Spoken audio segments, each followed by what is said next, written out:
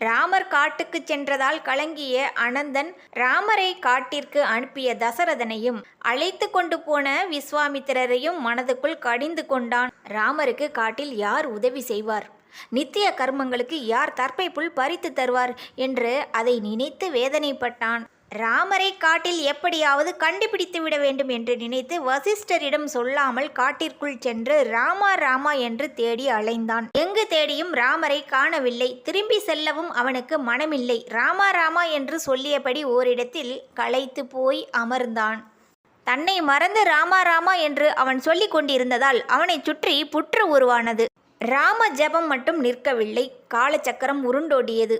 ராமரின் பட்டாபிஷேகத்தை காண ரிஷிகள் முனிவர்கள் புற்று இருக்கும் வழியே வந்து கொண்டிருந்தனர். அவர்களது கால்பட்டு புற்று உடைந்தது. புற்றிலிருந்து எழுந்த அனந்தன் ராமா ராமா எங்கிருக்கிறாய் என்று கதறினான்.